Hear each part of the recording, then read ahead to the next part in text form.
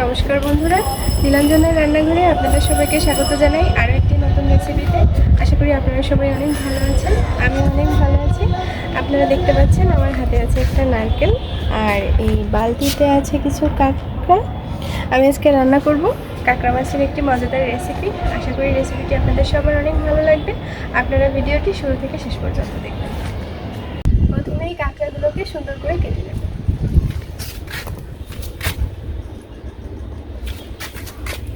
ঠ্যাংটাকে আগে আমি ভেঙে নেব, না হলে খুলে গেলে আমাকে কামড়ে দিতে পারে।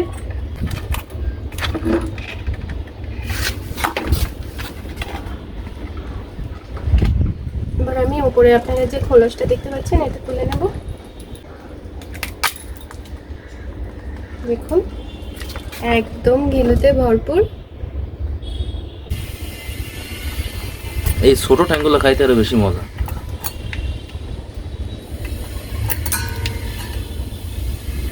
ঠ্যাংগুলো আমি কাঁকড়া থেকে আলাদা করে নেব।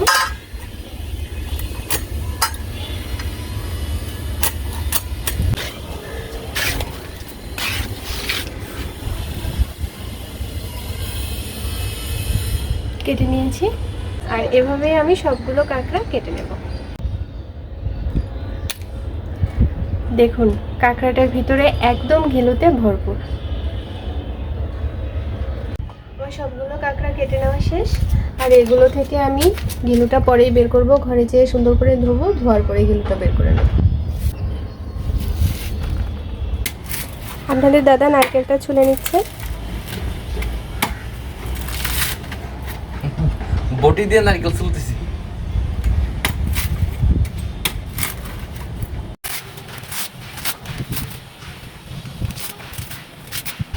নারকেলে পোল হয়েছে।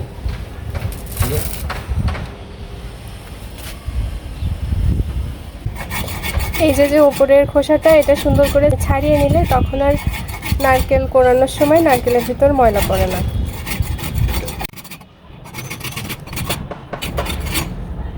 শেষ, নারকেল ছোলা শেষ। নড়ে নড়ে। কাঁকড়া নারকেল দুটোই কেটে নিয়ে শেষ। এবার আমি চলে যাব রান্নাঘরে।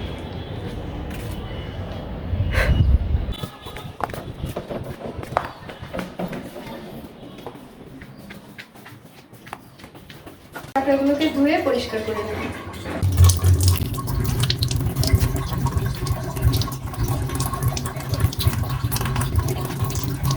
দেখুন কতটা সুন্দর পরিষ্কার হয়েছে, একদম চকচক করছে।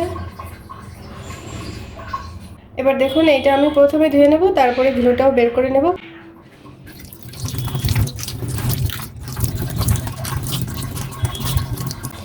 এর মাঝখানে একটা অংশ থাকে, এই অংশটা ফেলে দিতে হবে। এই যে এটা আমি আঙুলের সাহায্যে এভাবে উঠাই নেব।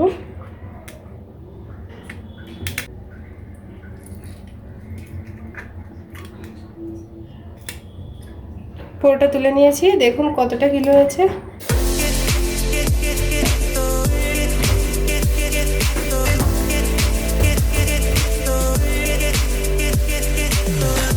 নারকেলটা আমি ফাটিয়ে নেব।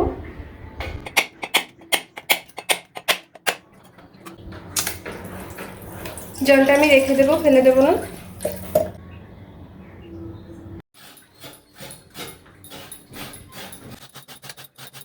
দাও তো নারকেল খাই।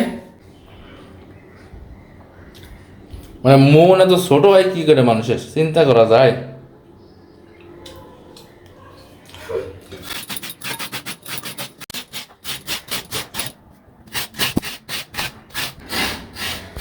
আমারটা দেবা কুড়াতি, আমি একটু কুড়াই দাও। ভালো পারি না? ভীষণ ভালো। আপনাদের দাদা আসলে সেভাবে বাসায় সময় দিতে পারে না, যতটুকু সময় সে বাসায় থাকে চেষ্টা করে আমাকে সাহায্য করার। এখন আমি নারকেল থেকে দুধটা বের করে নেব। নারকেল থেকে দুধ বার করতে হলে নারকেলটাকে সুন্দর করে চটকে নিতে হবে। আপনারা যত সুন্দর এটাকে চটকাতে পারবেন এর থেকে দুধটা তত বেশি বের হবে। একটা ছাঁকনির সাহায্যে আমি দুধটাকে সেঁকে নেব।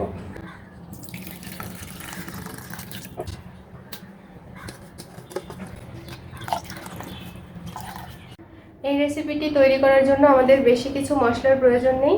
তো রেসিপিটি তৈরি করার জন্য আমি কি কি নিলাম সেগুলো এখন আমি আপনাদের দেখিয়ে দেব। এখানে আমি 4টে কাঁকড়া কেটে নিয়েছি, লবণ নিয়েছি, কাঁচা ঝাল নিয়েছি নারকেলের দুধ বের করে।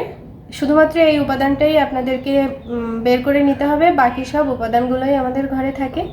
আর নিয়েছি এখানে 4 রকমের মশলা, ঝালের গুঁড়ো, জিরে গুঁড়ো, ধনিয়া গুঁড়ো আর হলুদ গুঁড়ো, আর একটা আলু কেটে নিয়েছি। প্রথমে আমি আলুগুলোকে ভেজে নেব। কড়াইটা গরম হয়ে গেছে, কড়াইয়ে দিয়ে দেবো তেল।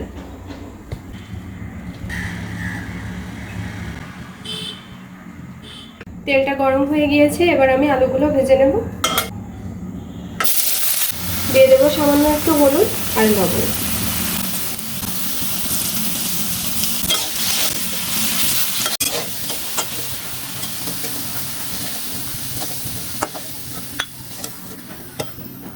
এবার আমি একই তেলে কাঁকড়াগুলোকে ভেজে নেব। বেশি ভাজবো না, অল্প সময় আমি ভাজবো।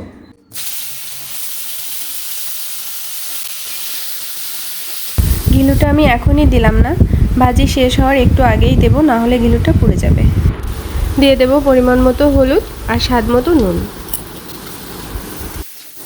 একটু নেড়েচেড়ে লবণ হলুদ মিশিয়ে দিয়ে দেব অল্প পরিমাণ জল। এতে করে কাঁকড়াটা সেদ্ধও হবে আর ভাজিও সুন্দর মতো হয়ে যাবে। এই ঘিলুটাও আমি এখন জলের ভিতরে দিয়ে দেবো, তাহলে সুন্দর মতো সেদ্ধ হবে আর জল শুকিয়ে গেলে ভাজিও হয়ে যাবে।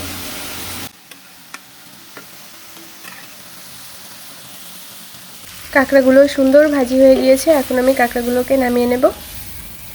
দেখুন কতটা সুন্দর হয়েছে। আরে গ্রামটা সুন্দর বল। তেল গরম হয়ে গিয়েছে, ফোড়নে দিয়ে দেবো জিরে আর দেবো একটা তেজপাতা। ফোড়ন থেকে ঘ্রাণ ছেড়েছে, এখন আমি ভেজে রাখা আলু আর কাঁকড়াগুলো একসাথে দিয়ে দেব।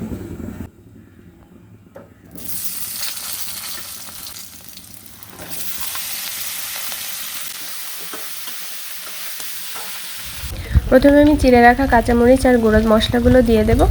এরপরে দিয়ে দেবো অল্প পরিমাণ জল, এতে করে মশলাগুলো পুড়েও যাবে না আর সুন্দর মতো কষানোও হয়ে যাবে। কিছুক্ষণের জন্য ঢেকে দেব। ঢাকনাটা তুলে নেব।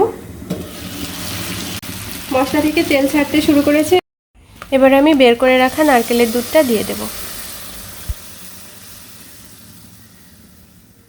নারকেলের দুধ বের করার সময় আমি নারকেলে কিছু জল ব্যবহার করেছিলাম, এখন আমি সেই জলটাই টানিয়ে নেব আর বাকি দুধটুকু আমি ঝোলের জন্য রেখে দেব।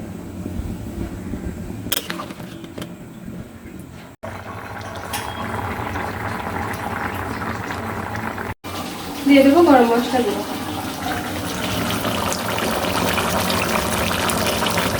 আমার তরকারিটা রান্না করা শেষ, এখনই নামিয়ে নেব। তার আগে আপনাদেরকে একটা কাঁকড়া উঠিয়ে দেখাবো। দেখুন কতটা সুন্দর হয়েছে।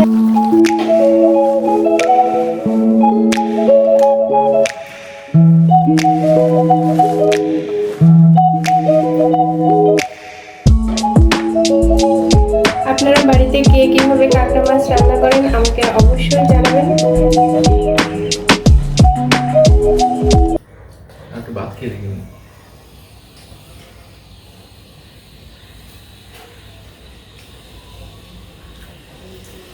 এটা আসলে খাইতে হবে।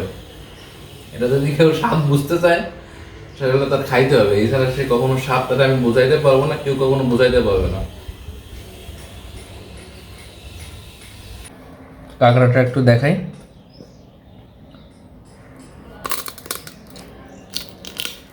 এটা থেকে এভাবে চাপ দিলে শ্বাসটা সুন্দরভাবে বেরিয়ে আসবে। দেখেন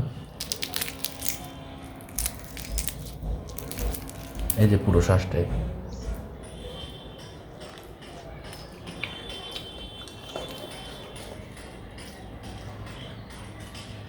ধন্যবাদ সুন্দর রান্না করার জন্য। ভিডিওটি শুরু থেকে শেষ পর্যন্ত দেখার জন্য আপনাদের সবাইকে অনেক অনেক ধন্যবাদ। যদি আপনাদের আমার ভিডিওটি ভালো লেগে থাকে তবে অবশ্যই আমার পেজকে লাইক, কমেন্টস এবং ফলো করবেন। ভালো লাগলে শেয়ার করতে ভুলবেন না।